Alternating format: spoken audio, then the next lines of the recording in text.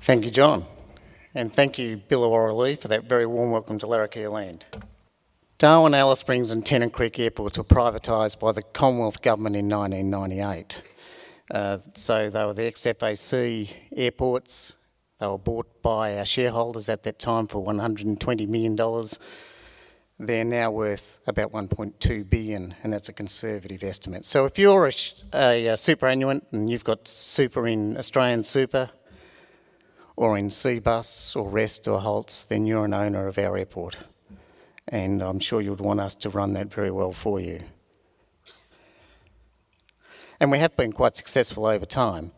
And indeed, superannuation funds have really dialed into infrastructure, whether it be airports, ports, toll roads. They've been very important. I'm also fortunate enough to be the chair of the Darwin Major Business Group, and the Darwin Major Business Group was formed about this time last year.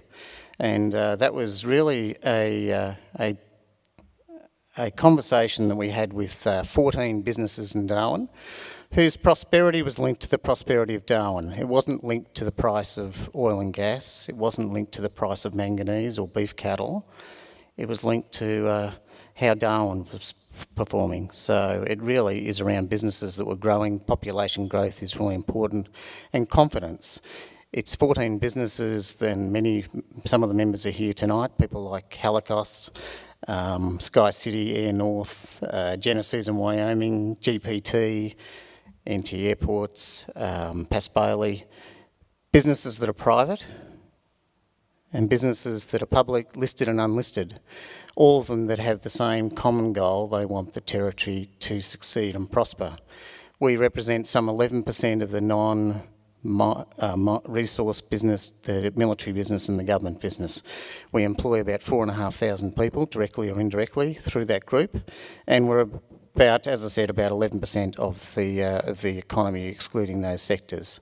We invest about $400 million a year.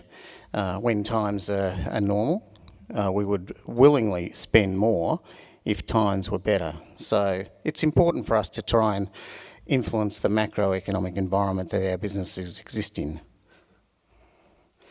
I also have the good fortune to chair Darwin Festival and since last year, and I think all three entities, whether it's the festival, whether it's the Darwin Major Business Group or the airports, are all very well linked because they represent entities, organisations, people that want to see Darwin grow and prosper over time.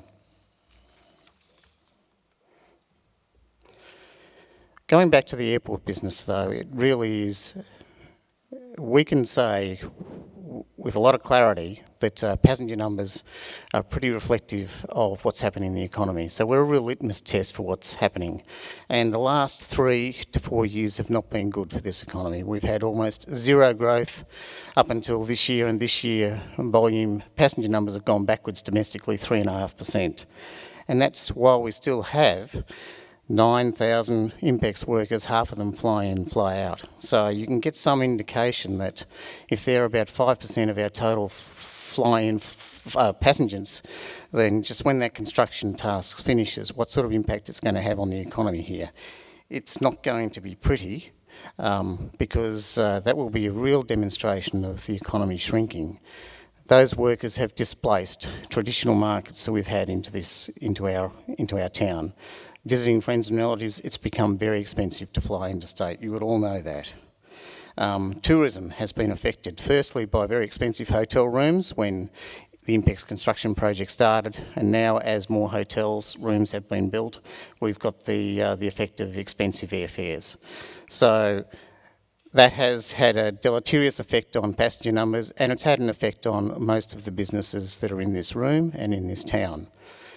Two things will be good that will come out of that. We will have cheap hotel rooms when the construction program finishes, and we'll see quite a drop in the average room rate of hotels in Darwin.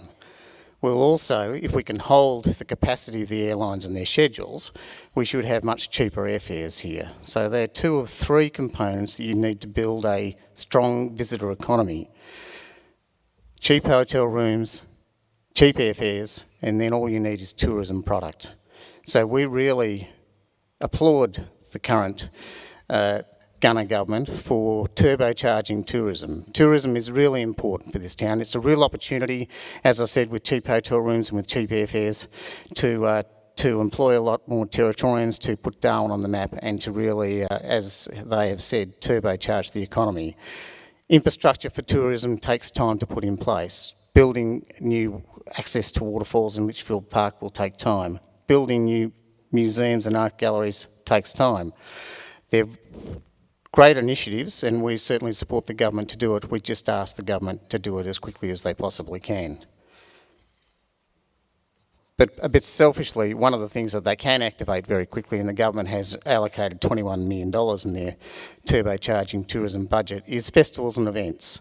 And we do have some wonderful festivals: Darwin Festival, the Darwin Cup, Natsias, the Nemas, Darwin Aboriginal Art Fair. They're wonderful events that can be promoted, and they can activate and bring tourists in very quickly.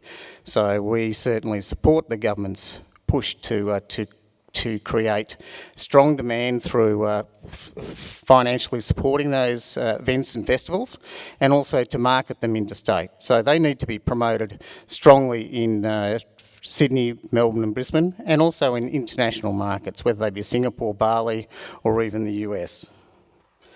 And we are working closely with the government on new initiatives that will make a difference. Direct China services should start before the end of the first half of this year. And that will change the game for the Territory, even though it will only be small in volume, and we need to make sure that we're China ready and that we offer a wonderful experience for those Chinese visitors that are coming in from Shenzhen and the Pearl River Delta at that point in time. That can grow very quickly. China visitors now exceed Kiwis into Australia. They're about 1.2 million Chinese visitors. I think we got 18,000 last year into the Territory. So that just gives you some idea of the opportunity and the capacity for Chinese tourism to grow.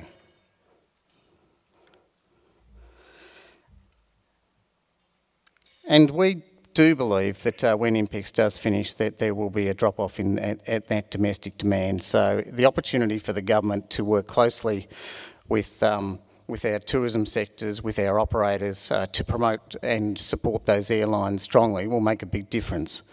The domestic market has shrunk 3.5%, but the international market has done something quite different. We probably have lost a third or 40% of our international traffic over the last 3 years. And the reason for that is quite simple.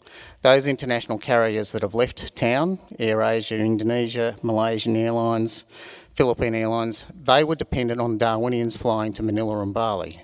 As our economy shrinks, as we go to Bali 5 times a year instead of 6, if we haven't developed an inbound international market, then those services have failed. That's the key reason for it. The good thing is the Territory Government and Tourism NT now is refocusing on the inbound market, and they're going to spend money in those source markets. And we should be really refocusing to Asia. You know, while Switzerland and Sweden might have been traditional markets for us, our future visitors are going to come from Shenzhen and Guangzhou and Singapore and KL. They're the places that we should be spending our time on. So look, I think the government has got its strategy right, certainly in supporting and promoting and really making sure that the tourism business, which has never been particularly important in the in the top end of the Northern Territory, is developed. It's probably been about as important here as it was in Sydney, but even places like Sydney have really refocused with Destination New South Wales and others on it. But tourism alone is not going to save this town. It will certainly make a big difference. We have a wonderful opportunity with onshore gas here. You know, reserves that could be 60 TCF or more, readily available, pipelines going past the front door of it.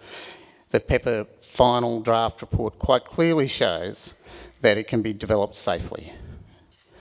The Pepper report has also made 120 recommendations that, if adopted in full, without challenge, will make that development opportunity a risky one, and maybe those gas companies will not proceed. So all I would say to the government is be careful about the process about adopting all of those recommendations in full without some process where they can be worked through with relevant industry partners to understand what are the ones that are important and the ones that aren't. And the cities deal is a really important opportunity too. It's revitalising our city and making it a much more vibrant place, not to mention the fact that, you know, bringing students and campuses and student accommodation into town will make a real difference.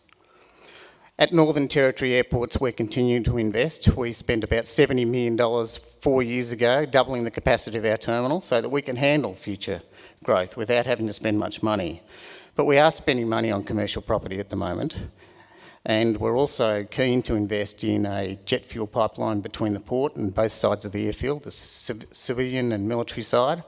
We're keen to augment that pipeline with a new port storage facility that will lower the supply chain costs of fuel into the territory. Those two projects alone are about $200 million, so we're working closely with the Territory Government, with Defence to make them become a reality. Similarly with solar, we are the biggest solar power station in the Territory now. We're very keen to add more investment into the solar program so that we can help the intergovernment reach its 50% renewables program. We've got quite strong and bullish plans for the Territory. We think it's a great place to be. We will continue to invest in the future, and we think it has a bright future ahead. Thank you.